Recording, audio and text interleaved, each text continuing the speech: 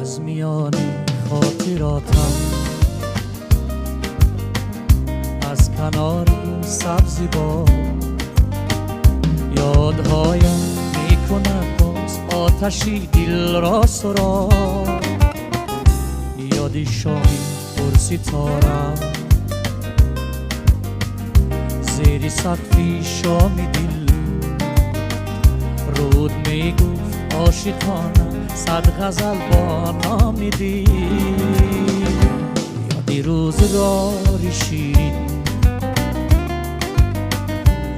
یادی لحظه های دیرین، یادی شامی دل ستانی خوش به حالت جوانی.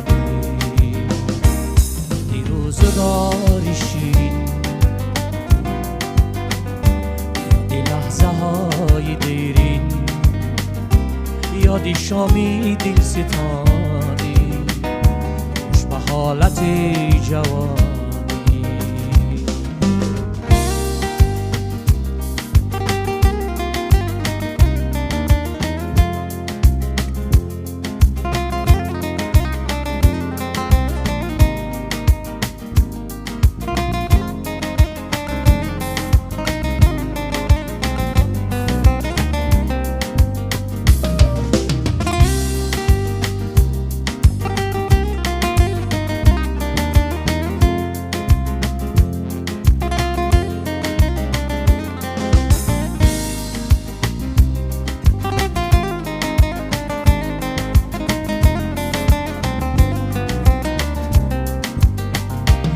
درختی آن خیابان پاسداری رازی ما بود، زندگانی و جوانی در سراغی نازی ما بود.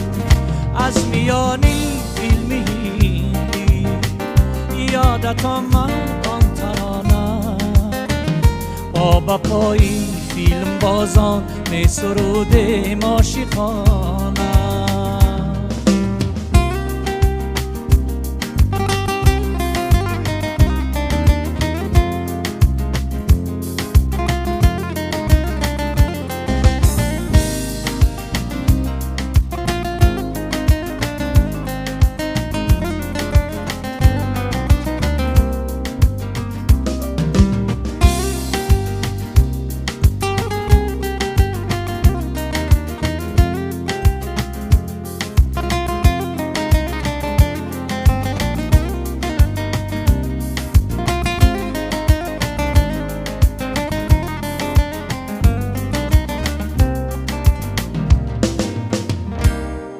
روزگاری شیرین،